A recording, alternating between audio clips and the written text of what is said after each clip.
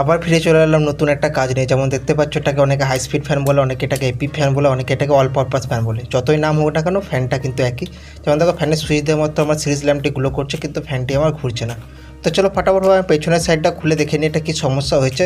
আমার series lamp glow করছে, মানে মোটামুটি আমি শিওর যে কয়েলের কোনো সমস্যা নেই, অন্য কোনো কিছু সমস্যা তোমার কিন্তু হয়েছে। আমি দেখো প্রত্যেকটা কানেকশান তোমার যেমন খুলে নিচ্ছি। খুলে নেওয়ার পরে আমি ক্যাপাসিটারের যে কানেকশানটি আছে সেটা খুলে নিচ্ছি, ক্যাপাসিটারটাকে আমি আলাদা করে দিচ্ছি। এরপরে দেখো তুমি ক্যাপাসিটারটি তোমার একটু ক্যাপাসিটার ড্যামেজ মনে হচ্ছে। তার কিন্তু আমি তোমার কয়েলটিকে একবার চেক করে নিই। আমি দেখো লাল তারটির সঙ্গে যে কয়েলের যে কালো তারটি আছে সেটি ঠেকাচ্ছি, লাইটটি কিন্তু আমার গ্লো করছে। আর আমি দেখো লাল তারটা কমন তার, তো ওটাই ঠেকে পর আমি যখন নীল তারটার সঙ্গে ঠেকাচ্ছি, লাইটটি আমার গ্লো করছে। আমি যখন দুটো তারের সঙ্গে ঠিক আছে, মানে কালোটার সঙ্গে আর নীলটার সঙ্গে, তখন কিন্তু লাইটটি গ্লো করছে না, কিন্তু তোমার কানে লাইন আসছে।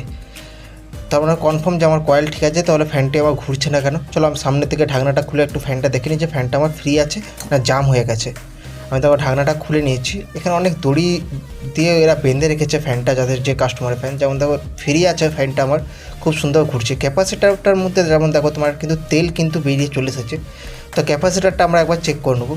যেমন দেখো ক্যাপাসিটারটা আমি চেক দিচ্ছি, আমি কিন্তু ঠিক আছি, কোনো আওয়াজ হচ্ছে না, মানে ক্যাপাসিটারটি আমার কিন্তু খারাপ হয়ে গেছে।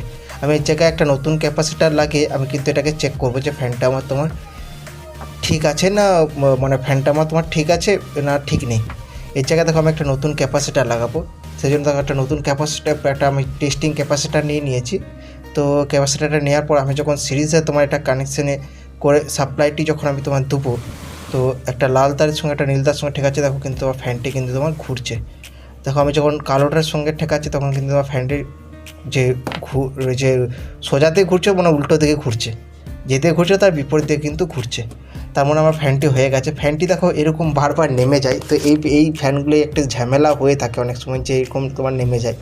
তো এই নেমে যাওয়ার প্রবলেমটা তোমরা কীভাবে সলভ করবে। যেমন দেখো এই সাইডে দুটো নাট দেওয়া আছে, এই নাটগুলো লুজ হয়ে যায়, অনেকবার ওঠানামা করার পর নাটগুলো লুজ হয়ে যায়। তো এগুলো টাইট করে দিলে কিন্তু এই যে ফ্যানটি, যে আমি হাত দেওয়া মাত্র তোমার ফ্যানটি যতবার সোজা করছিলাম, ফ্যানটি তোমার উপর থেকে উঠে যাচ্ছিলো। কাস্টমার যে কারণে হয়তো দড়িটা বেঁধে রেখেছে, তো সেটা কিন্তু তোমার সমস্যাটা কিন্তু সলভ হয়ে যায়। তো ধীরে ধীরে একটা প্রথমে টাইট করবো, তারপর আবার একটু টাইট করবো, আবার একটুকু করে কিন্তু তোমাদেরকে এটা টাইটটি করতে হবে। একবার টাইট করো না, কারণ এটা ফাইবারের হয়, তার খুব হালকা হয়, তো ভেঙে যায় অনেক সময়তে। তো এরপর দেখো আমি যে ক্যাপাসিটারের তারগুলো আছে আমার কয়েল থেকে, যেমন বলেছিলাম একটা লাল, একটা কালো, একটা নীল তার বেরিয়েছে। তারপর দেখো আমি একটা কালো তারের সঙ্গে একটা কানেক্ট করেছি, আর একটা আমি কানেক্ট করেছি তোমার নীল তারের সঙ্গে। তুমি বুঝতে পারছো তো ব্যাপারটা? একটু ভালো করে বুঝে নাও। একবার বুঝে নিলে কিন্তু দ্বিতীয়বার কোনো তোমার ভিডিও দেখার কিন্তু প্রয়োজন নেই। তো যেমন দেখো আমি কানেক্ট হয়ে গেছে।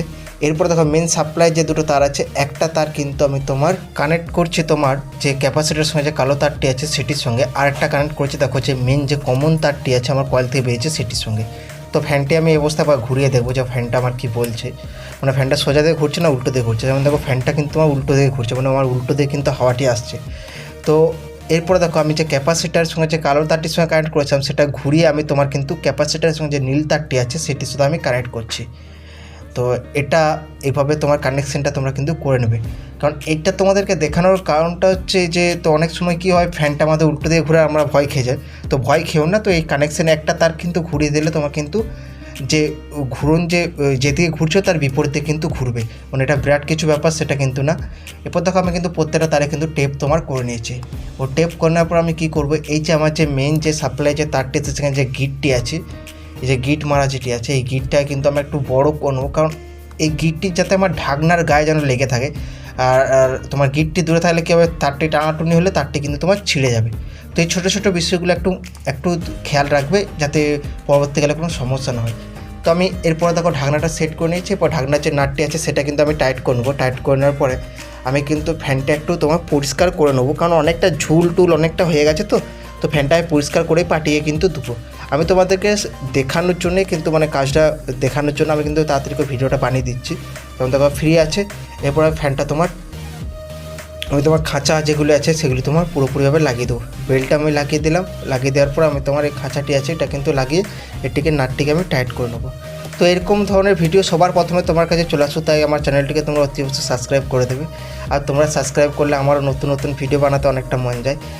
তোমরা না করলে পরে আমিও তো কিন্তু আমার ভালো লাগে না আর কি। তো তাই দয়া করে তোমরা সাবস্ক্রাইব করে নেবে। এবার দেখো আমি দিচ্ছি, তো দেওয়া মাত্র দেখো তো ঝড়ের স্পিডে চলছে, কিন্তু 2 নাম্বার সুইচটা আমার কিন্তু একটু কাজ করছে না। এটা আমি পরে তোমাদেরকে দেখাবো কী করে ঠিক করতে হয়। কিন্তু আবার 3 নাম্বার আর 1 নাম্বার স্পিডটা কিন্তু একদম পুরো ঝড়ের মতো হাওয়া কিন্তু দিচ্ছে। এটা সিরিজে এত হাওয়া দিলে কিন্তু মেন সাপ্লাই অনেক বেশি হাওয়া দেবে। তো আজকের মতো আসছি, দেখা হচ্ছে আবার পরবর্তী একটা নতুন ভিডিও।